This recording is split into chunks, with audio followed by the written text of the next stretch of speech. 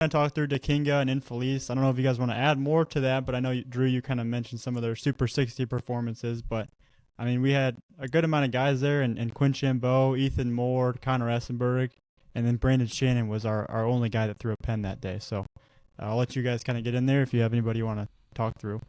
Where do we want to start? Maybe with Quinn? I mean, if you want to start with an elite defensive catcher, Quarterback? Not quarterback. yeah, I'm Yeah. cool with Shambo. No, I mean, he took probably the best round of defense there. I thought, especially throwing it down to second, like, he was the first one to go, just the ease. That's how it's supposed to look, right? Like, when you go to see a high level catcher, that is exactly what it looks like. Carrying true on the bag, not a ton of effort, not rushed. Like, he is not cheating either. And it was like 195 to 2 seconds on the pops, but that's a legit 195. And he'll do that in game because he's not rushing, he's not cheating, he's staying back. Um, and I just love watching him receive too in game. Supernatural, strong hands. And I like the round of BP too. He's like this strong right-handed hitter on the barrel with wood.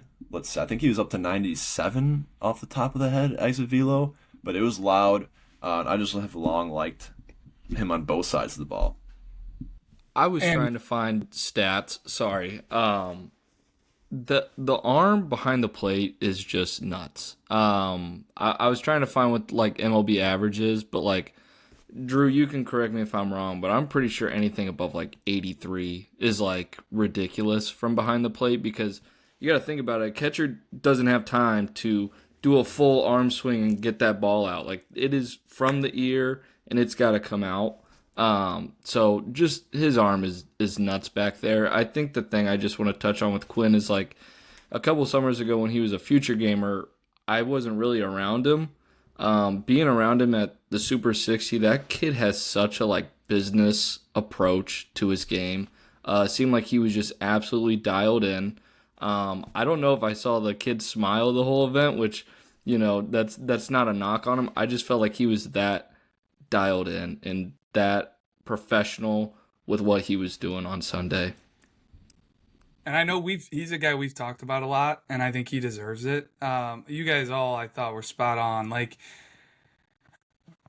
talking about his arm strength, it's elite. For a high school, like you're not gonna find many other high school catchers around the country that are gonna have a better arm, if any. He might be a top three. When it comes to just the throw. Because I was blown away. Like in the past, he'll show the strength, but not every single one is right on the bag. Like he was all over the bag. And you mentioned it, Pete, and I thought it was a great point. Like 195 to 2-0. It's like, whoa, it's not the most flashy. Like you see these like 1-7 pop times on these, showcases that come out across the country. It's like, if he wanted to be a 178 pop, he could have been. Like he could have rushed it. He could have thrown it all over the place and had the pop, but like he's like, that's not how it's done. Like I've got more feel than that. Like I know I'm good.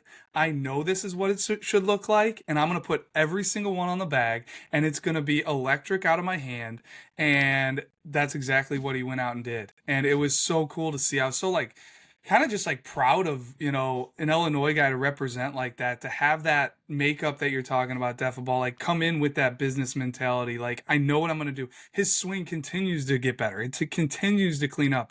It reminds me a little bit of like Trey Myers. Like I thought from the last time I saw Trey Myers to this year or this winter last week, like his swing had cleaned up. Like Quinn keeps making quality adjustments. And when you can catch like that, you can play for a long time. And I know I've been doing this for like 10 years now. And really the only guy that comes to mind that is this close defensively, and he may have been better than Quinn. I think they both had I think Cooper Johnson is who I'm talking about. Carmel Catholic. He's still playing pro ball. Went to Ole Miss, but Cooper was as action wise, it was as good as I've seen behind the plate. Andy had the arm with it. Quinn's right there. It's close. But you factor in what he does on the football field. It's just, man, how do you not love that guy? So yeah, it was great to see. That's a great comp too, by the way. With Cooper. Yeah, that's a good shout. I knew I could find it. So last season, Christian Bethencourt led Major League Baseball in average arm strength from behind the plate, and it was 85.3.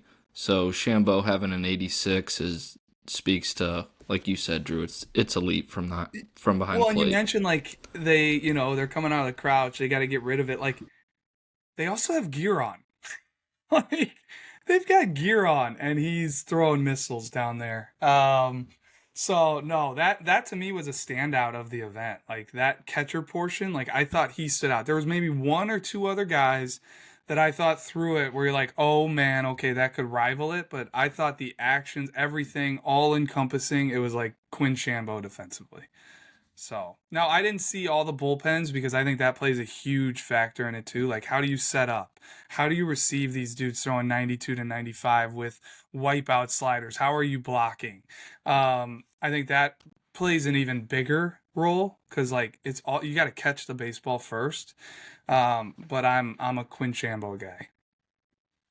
And then we've got like Connor Essenberg and Ethan Moore still to kind of go through as our last two bats before getting into Braden Shannon. Essenberg, big right-handed hitter. I saw his round. I thought it was a really good round of BP. A lot of juice in the right-handed bat. Really easy, really fluid. Like it's not like it's super efforty. It was just easy juice.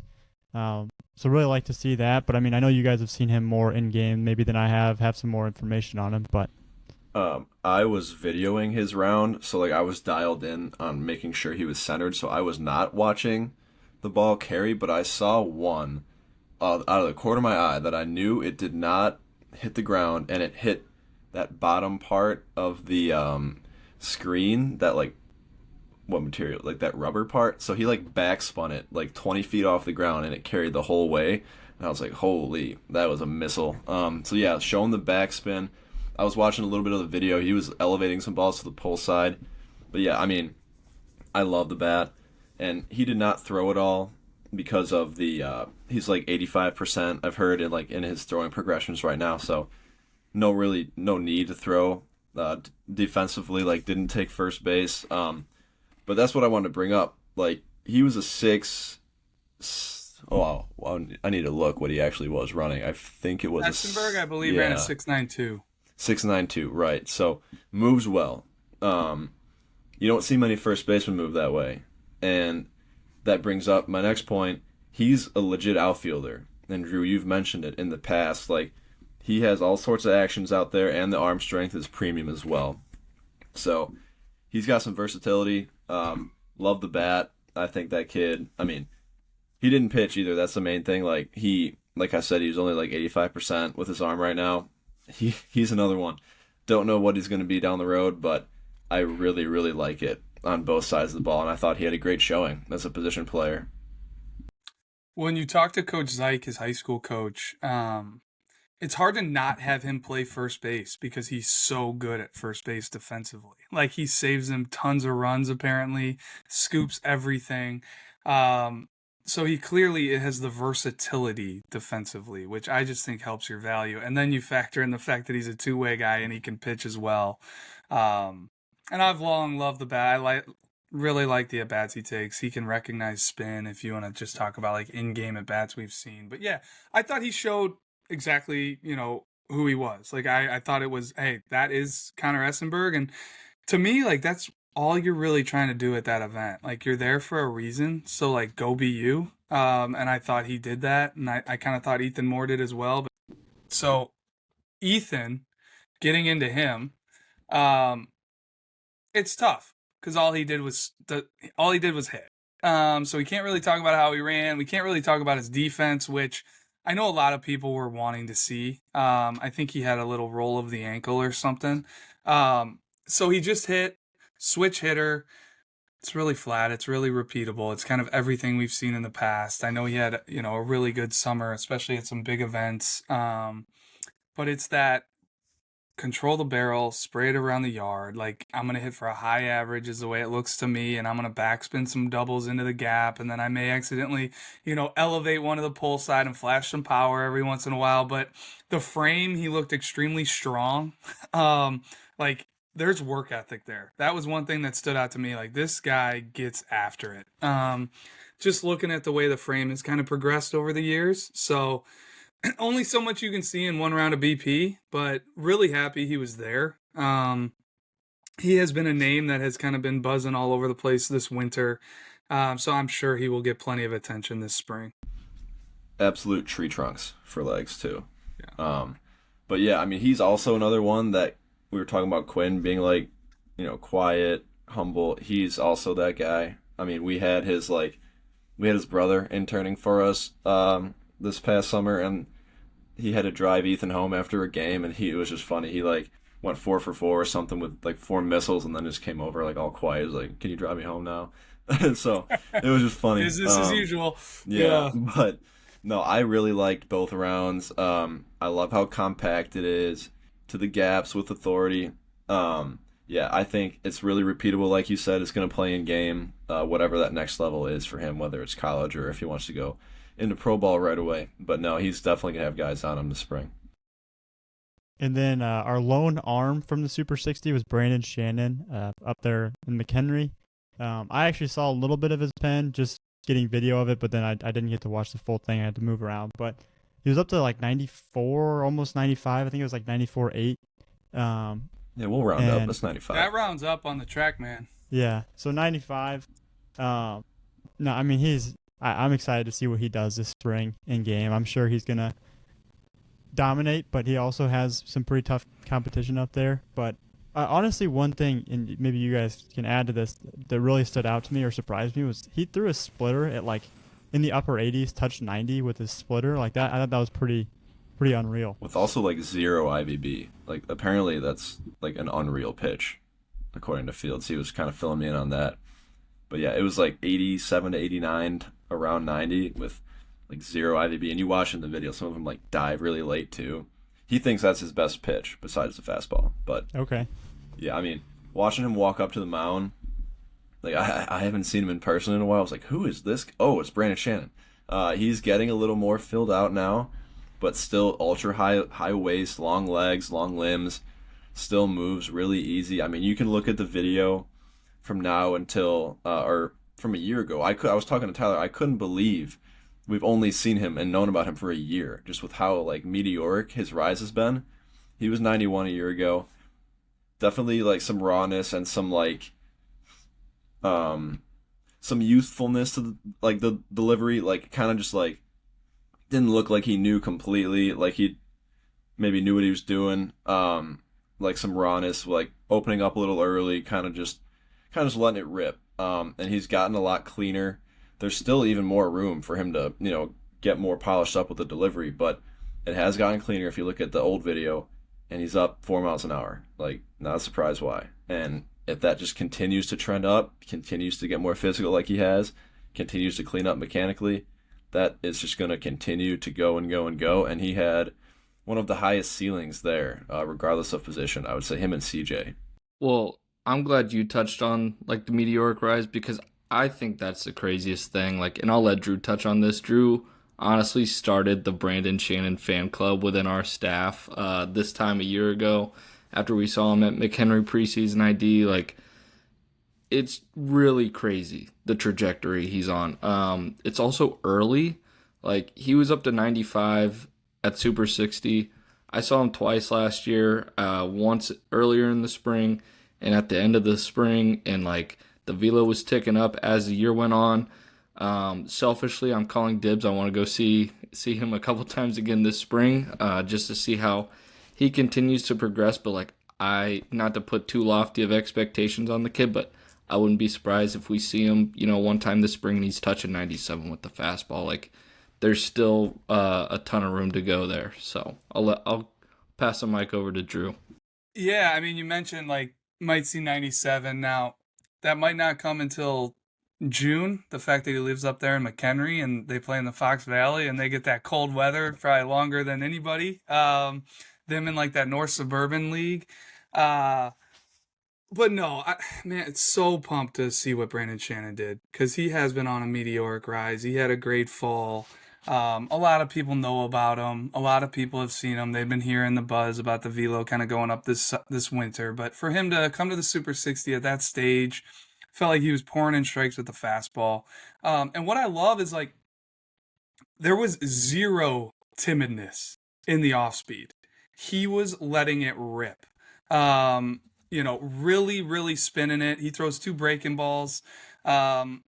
I thought they both kind of played similar to each other, but they both have really, really good action and a chance to be above average pitches. And then to hear that his splitter is his, best or maybe favorite pitch, all kinds of arm speed going on, just letting it hang out there on the mound. And that is such an awesome sight to see. And then I know we've talked about it a couple times, but like just talking to him before he had to get on the mound, like great kid, looks you in the eye, super, respectful, pumped to be there.